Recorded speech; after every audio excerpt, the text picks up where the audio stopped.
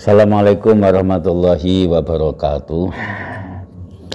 Alhamdulillahirabbil alamin. Allahumma shalli wa sallim ala habibina wa sayyidina wa uswatina Muhammadin wa ala alihi wa ashabi ajma'in.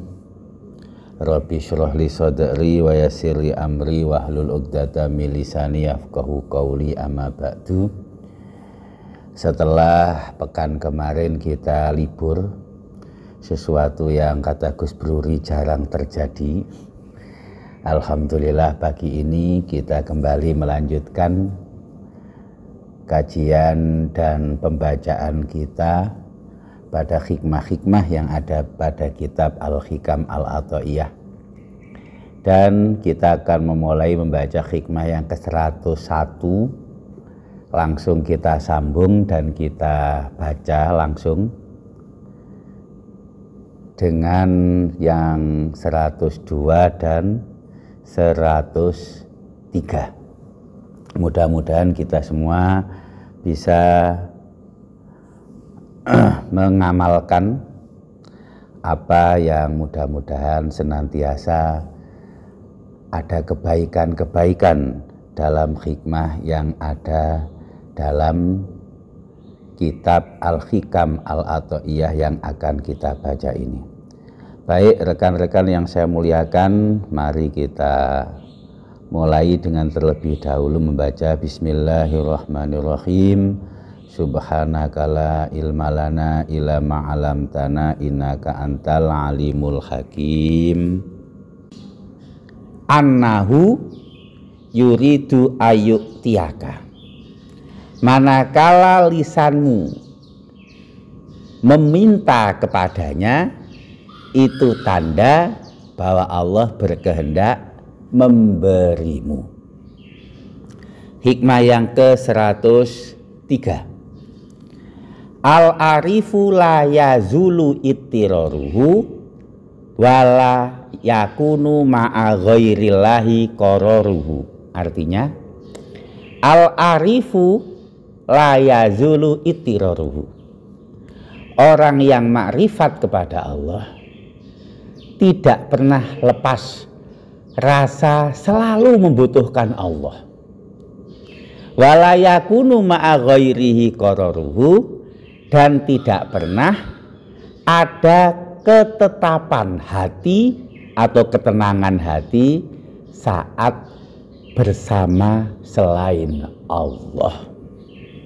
Itulah 3 hikmah dari kitab Al-Hikam Al-Athaiyah yang baru saja kita baca, dan mudah-mudahan kita bisa mendapatkan maunah dari Allah untuk sama-sama menyelaminya, memahaminya dengan baik.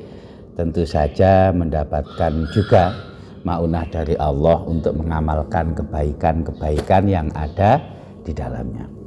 Rekan-rekan yang saya muliakan, saya ingin memulai dulu 3 hikmah yang barusan saya baca ini dengan penjelasan Syekh Nawawi bin Umar Al-Bantani, yang dulu sekilas pernah saya sampaikan. Syekh Nawawi bin Umar Al-Bantani, ulama Nusantara yang paling populer, yang menghabiskan waktu kehidupan intelektual beliau dan spiritual beliau di Tanah Suci, di Makkah Al-Mukarramah, dan salah satu dari ulama yang sangat produktif sekali menulis. Beliau punya kitab namanya Misbahuz Zulam.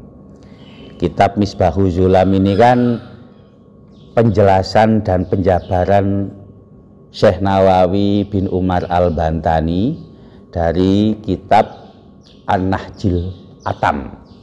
Kitab An-Nahjil Atam itu adalah kitab yang ditulis oleh Al-Mutakil Hindi, kalau antum semua ingat, seorang ulama asal India, tetapi sama dengan Syekh Nawawi, beliau menetap di Tanah Suci Mekah.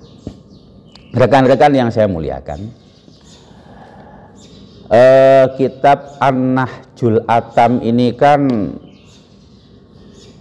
tidak mengurutkan hikmah-hikmah dalam kitab Al-Hikam ini sesuai dengan urutan otentik yang ditulis oleh Syekh Ibnu Athaillah. Akan tapi dilompat-lompatkan, dibuatkan rumpun dari bab-babnya masing-masing begitu. Ya, oleh karenanya Imam Nawawi atau Syekh Nawawi bin Umar Al-Bantani itu pun juga menulisnya atau memberi penjabarannya seperti itu. Hikmah yang ke-103 itu tertulis dalam kitab beliau ini adalah hikmah yang ke-228. Gitu ya. Beliau menulis begini ketika menulis atau memberikan penjabaran dari kitab yang An-Nahjul Atam itu. Beliau menulis begini. Al-arifu huwa al-muta'anisu bi sayyidihi daiman al-mutawhisu mimma siwahu daiman al-muntaliku lisana bidduai min ghairi samatin wala malalin. Orang yang makrifat kepada Allah itu selalu nyaman, gembira, riang hati saat bersama Tuhannya. Selalu begitu. Dan mutauhisu mimma siwahu, resah kalau tidak bersama Tuhannya. Nah, itu sifat dia yang pertama tuh. Yang kedua, sifatnya adalah daimul muntoliku lisan biddu'a min ghairi samatin wala malalin.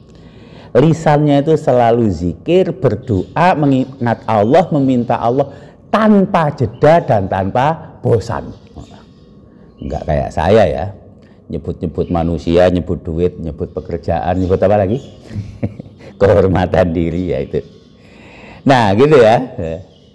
Dan kemudian yang ketiga, arafa fakrohu wa ajzahu wa dilatahu. Dia merasa dan mengerti akan kefakirannya, kelemahannya, juga kehinaannya, sehingga mengetahui maha perkasanya Allah, maha kaya dan tidak butuhnya Allah kepada apapun dan siapapun. Dan inilah inti daripada sebuah pameo tasawuf yang sangat terkenal, man arafa nafsah arafa robbah. Siapa mengenal dirinya, maka ia akan mengenal Tuhannya. Nah, kemudian Syekh Nawawi bin Umar Al-Bantani menegaskan di sini, ini bukan hadis, ini bukan sabda Rasulullah, tapi ini adalah pernyataan dari seorang ulama yang bernama Yahya bin Mu'ad Ar-Razi. Banyak yang memahami ini hadis, bukan. Ini adalah perkataan atau pernyataan seorang ulama sufi, man arafa nafsah arafa robbah. Siapa mengenal dirinya, maka ia akan mengenal Tuhannya.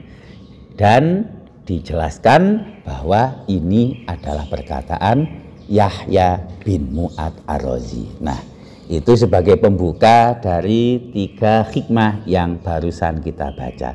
Rekan-rekan yang saya muliakan, mari kita ulangi lagi dari hikmah yang ke-103.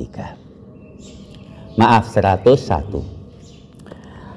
Mata auhasaka min khalqihi fa'lam annahu yuridu ayaftahalaka babal unsibihi. Manakala engkau merasa resah dengan makhluk-makhluk Allah, maka mengerti dan sadari itu tandanya dibukakan bagimu pintu kenyamanan bersama Tuhanmu, pintu kebahagiaan batin bersama Allah. Nah, itu kita nyamannya beda-beda, setiap orang itu nyamannya beda-beda. Ada yang nyaman dengan kopi, ya kan, resah nyarinya kopi, ya. Itu kecil-kecil lah ya, kecil-kecil. Bukan berarti saya melarang kopi atau apa, enggak lah ya, saya juga ngopi juga kadang-kadang ya. Ini bukan soal melarang, bukan. Kadang-kadang ketika kita resah, itu cari kenyamanannya caranya beda-beda dengan fasilitas yang tidak sama. Jadi lagi pusing cari hiburan atau kenyamanannya itu, ya mohon maaf, yang salah, betul-betul salah, narkoba gitu kan. Atau kadang-kadang ada yang bilang salah, ada yang bilang nggak salah ya, maaf Gus Bururi ya, merokok ya kan, umpama saja ya. Atau mencari hiburan dan kenyamanan yang membuat hatinya senang dan gembira, mengembalikan riang hatinya jiwa. Itu macam-macam caranya. Ada orang nyaman kalau rekeningnya penuh. Kalau rekeningnya kosong, pusing. Ya, ada. Ada orang yang nyamannya tergantung kepada pasangannya. Nyaman begitu bersama suami atau istrinya. Ada orang nyamannya tergantung pada situasi kesehatan. Ada orang yang senangnya itu bergantung kepada raihan-raihan jabatan. Maka kalau pensiun, mohon maaf ya, banyak orang stres kan kalau pensiun. Padahal nggak ada tekanan ya. Tekanannya adalah karirnya selesai. Seterusnya. Macam-macam orang mendapatkan kenyamanan, kebahagiaan hati. Al-unsu. Ini saya cerita aja ya, nggak usah dihubung-hubungkan dengan apapun. Ada orang namanya Anis. Anis itu kan dari unsu. Unsu itu apa artinya? Kebahagiaan batin, keriangan, keramahan, kenyamanan, itu namanya unsu. Anis, ada orang namanya Anis.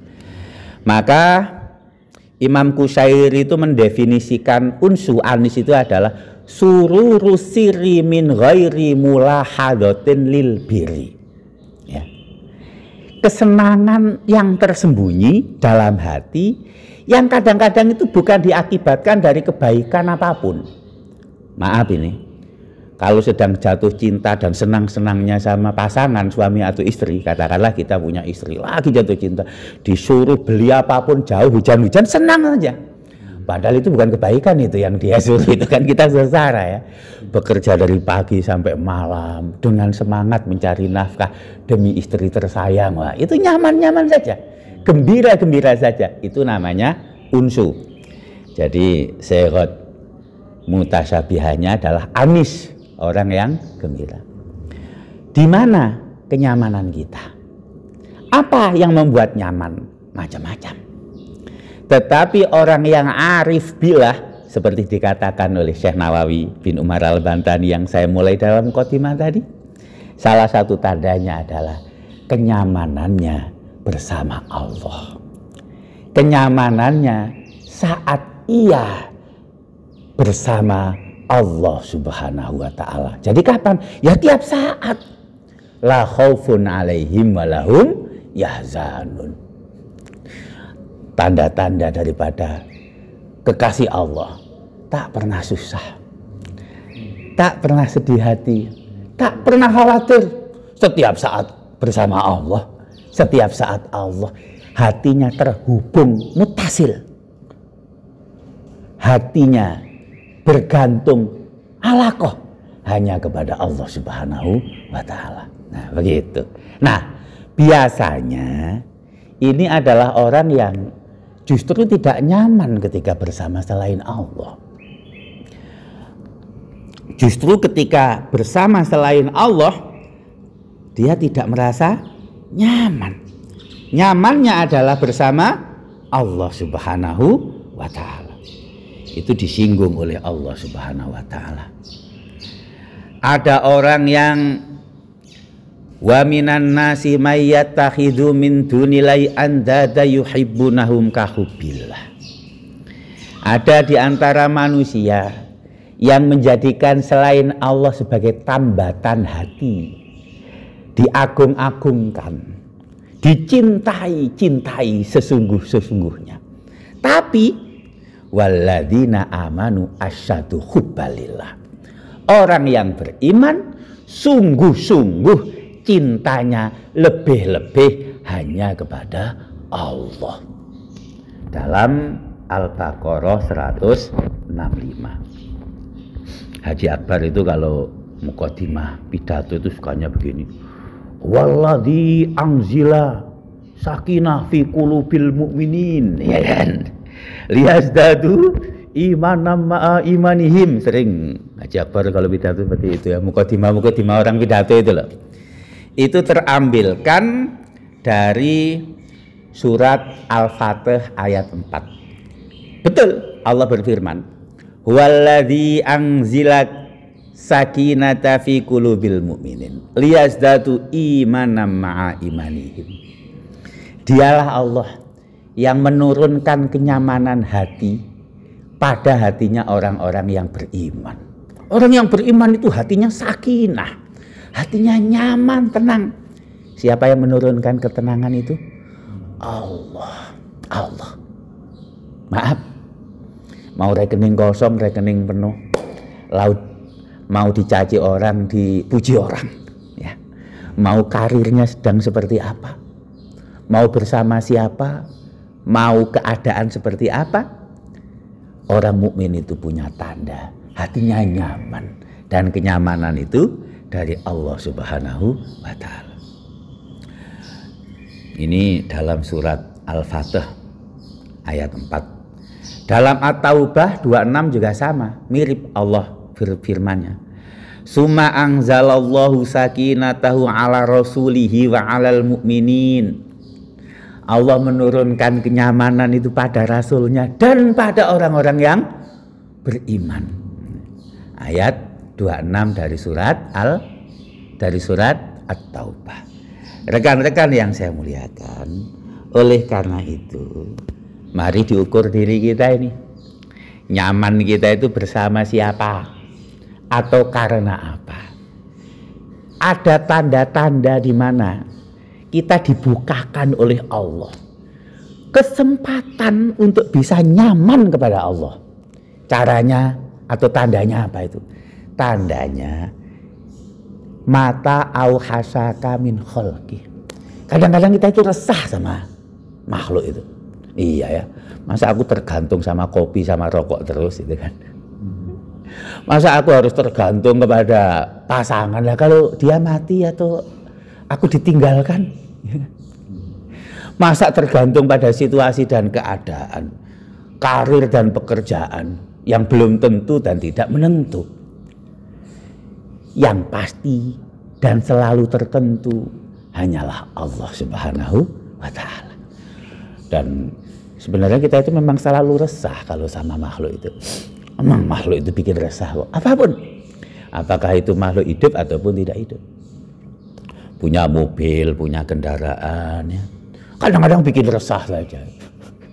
Onderdilnya bikin resah, pajaknya bikin resah, atau jangan-jangan kreditnya bikin resah. Rumah kadang-kadang bikin resah, hujan kadang ada aja yang bocor kadang. Ya. Tetangga kadang-kadang bikin resah. Kawan pun juga belum tentu, katanya sahabat dekat. Kadang dia punya persoalan, kita mau punya persoalan, mau curhat susah. Ya kan? Jadi curhatnya sama siapa? Nah itu. Mata atlakolisana bitola bifa'lam annahu yuridu ayyutiyaka. Dalam hikmah ke-102.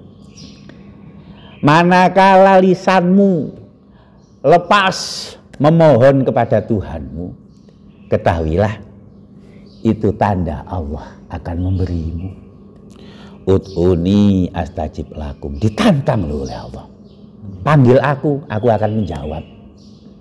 Berdoa kepadaku, aku akan mengijabah. Jadi hatinya orang yang makrifat, hatinya orang yang mengenal Allah, nyamannya bersama Allah. Lisannya dipenuhi dengan tolab meminta kepada Allah, berzikir kepada Allah. Rasulullah Muhammad Sallallahu Alaihi Wasallam dalam hadis yang diriwayatkan banyak sekali ini, diantaranya oleh Imam Al-Baihaqi, Rasulullah bersabda, "Man u'tiyat du'a lam yuhram al-ijabata." Siapa diberi rizki kemudian berdoa kepada Allah, maka dia tidak akan terhalangi untuk diijabah oleh Allah. Ini sering kita bahas ya. Kalau antum buka-buka dan kita dengarkan lagi pembahasan hikmah-hikmah kita sebelumnya. Wah, itu sering sekali kita bahas. Allah itu tidak mungkin tidak mengijabah doa kita itu. Allah itu tidak mungkin mengingkari janjinya. Bukankah Allah sudah berjanji? Ini ditantang loh. Ayo minta kalian kepadaku, berdoa kepadaku, aku ijabah. Cara ijabahnya bagaimana? Oh, sudah kita bahas berkali-kali.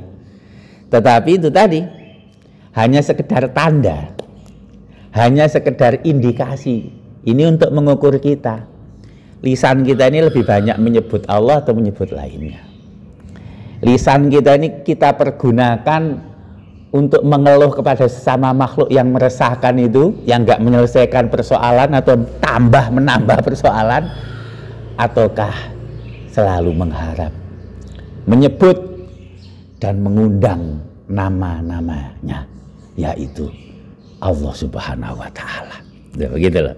Sehingga ini adalah sekedar ukuran sebenarnya. Jadi ini bukan persoalan ijabahnya bagaimana, itu sudah kita bahas. Tentang doa kepada Allah seperti apa dan bagaimana, itu sudah kita bahas.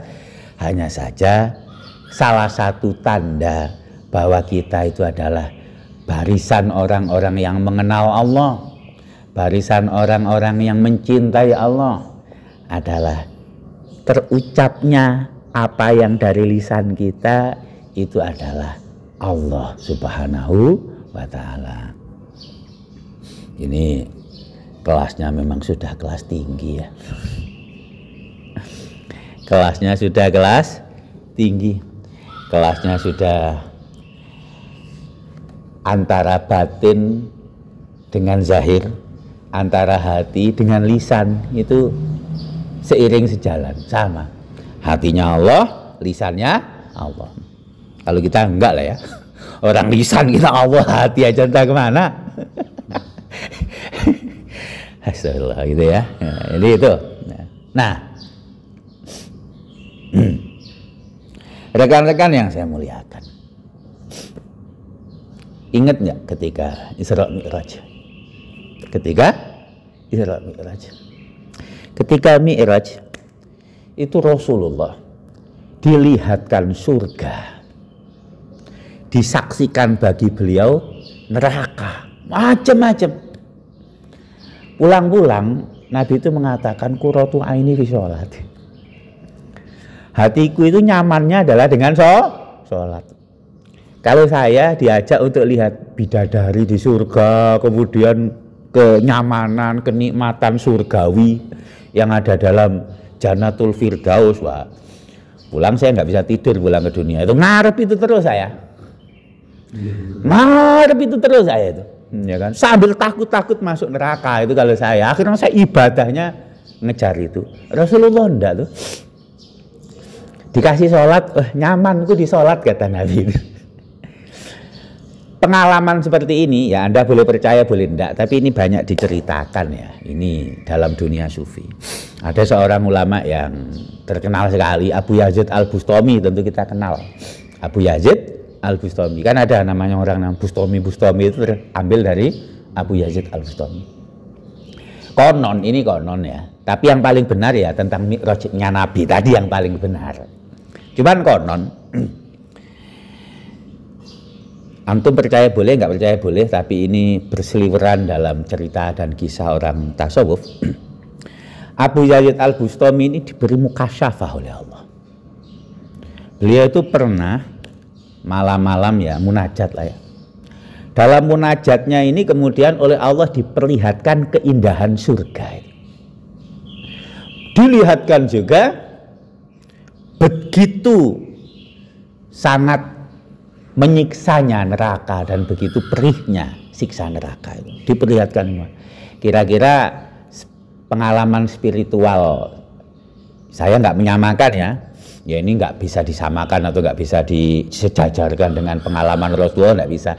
Apakah ini terjadi atau enggak, kira-kira itu dialami lah oleh Abu Yazid Al-Bustami. Kemudian setelah sadar, Abu Yazid Al-Bustami itu kira-kira menceritakan, ditanya, kalau kamu suka gimana pengalaman itu? Nggak ada yang saya sukai. Nggak ada yang membuat saya resah, nggak ada juga yang membuat saya gembira karena kegembiraan saya. Jadi mastahsantu, saya tidak menganggap itu kebaikan atau keburukan, karena kebahagiaan itu adalah bersama Allah. Jadi bukan surga, maaf. Surga itu kan makhluk. Maaf, neraka itu juga makhluk. Sama saja. Duit itu juga makhluk. Karir sedang mentereng juga makhluk. Makan enak juga makhluk. Lapar juga makhluk. Karir sedang buruk juga makhluk. Bangkrut juga ciptaan Allah Subhanahu wa Ta'ala. Sama-sama tidak membuat hati senang, sama-sama tidak membuat hati nyaman keadaan apapun, karena kenyamanan itu hanyalah bersama Allah Subhanahu wa Ta'ala. Begitu loh kira-kira ya. Nah, selain daripada hati sudah berketetapan seperti itu, ada pembuktian fisik bahwa lisan kita selalu menyebut dan meminta kepada Allah Subhanahu wa Ta'ala. Jadi beberapa waktu yang lalu kan kita berdoa itu kan bukan menuntut Allah ya, bukan mendikte Allah. Apalagi betul-betul mengharapkan dasarnya hanya doa, itu tidak. Jadi Pak Haji Azril bertanya kepada saya, jadi kalau begitu doa itu fungsinya untuk apa kira-kira? Ya. Nah, ini dari perspektif sufi dijawab dalam hikmah yang ke-103 ini. Al-arifu layazulu itiraruhu walayakunu ma'a ghairillahi qararuhu. Orang yang makrifat kepada Allah itu selalu merasa ittirar kepada Allah, butuh kepada Allah, nggak bisa enggak. Setiap detik, kurang dari 1 detik pun, kita tidak pernah lepas kebutuhan kita kepada Allah. Ittirar itu kan darurat ya, nggak ada pilihan lain. Walayakunu ma'allahi walayakunu ma'a ghairillahi qararuhu. Ketetapan, kenyamanan, kebahagiaan, kemapanan batin itu tidak terdapati bersama selain Allah. Orang yang arif billah itu ittiror terus. Ittiror itu apa? Ya memang ini bukan perasaan ya, ini bukan perasaan. Ya memang kita selalu butuh terus kepada Allah itu. Ini kesadaran, ini bukan perasaan. Kalau perasaan itu kan dirasa-rasa, dipaksa-paksa, diada-adakan. Ini bukan diada-adakan. Ini fakta paling nyata. Ini kenyataan paling sesungguhnya bahwa kita memang butuh terus kepada Allah itu. Tidak pernah nggak butuh, ittirar terus kepada Allah Subhanahu wa Ta'ala. Nah, untuk orang yang arif billah ini bukan diada-adakan loh. Apalagi situasional. Kadang butuh, kadang enggak. Kalau lagi susah berdoa, lagi gembira lupa. Enggak seperti itu. Ya memang berdasarkan kenyataan. Berdasarkan apa yang ada, bukan diada-adakan. Al-arif billah layazulu itiraru. Orang yang mengerti dan mengenal Allah itu menyadari bahwa setiap saat itu ya tidak pernah lepas butuhnya kepada Allah Subhanahu wa Ta'ala. Salah satu ekspresi daripada kita butuh adalah kita berdoa. Kita menyebut namanya. Apa itu? Itlaqul lisan bitolab. Kita selalu meminta kepada Allah. Jadi sesungguhnya itulah ekspresi kebutuhan kita kepada Allah.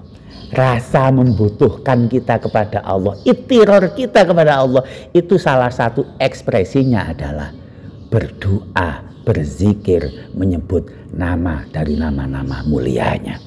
Dan itu yang disinggung Allah dalam surat An-Naml ayat 62. Amma yujibul mutara idza da'ahu wa yaksifu su'a wa yaj'alakum khulafa'al ard.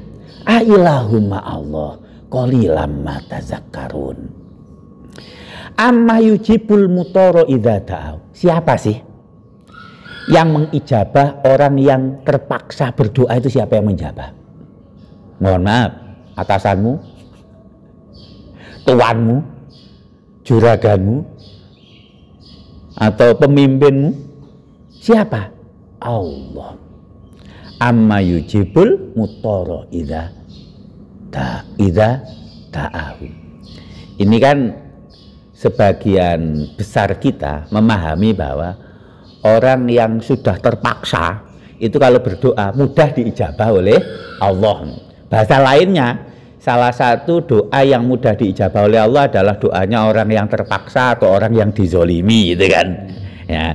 Dalam surat An-Naml ini, amma yujibul mutoro idza da'ahu. Siapa yang mengijabah doa dan pinta dari mereka yang selalu merasa terpaksa? Jadi kalau dalam perspektif daripada tasawuf atau sufi, ya tidak pernah kita kok tidak terpaksa itu. Tidak pernah kita tidak butuh itu. Tidak pernah kita tidak dalam situasi darurat. Kita itu setiap saat situasinya dalam keadaan gawat darurat, butuh kepada Allah, nggak bisa enggak gitu loh. Dan itu adalah kesadaran spiritual, kesadaran transendental yang dimiliki oleh orang yang mengetahui dan mengenal Allah. Ini bukan perasaan yang diada-adakan, bukan rasa yang dimuncul-munculkan, tapi memang kenyataan. Kita itu selalu butuh kepada Allah Subhanahu wa ta'ala. Wa yakshifu su'a wa yaj'alakum khulafa al-ard.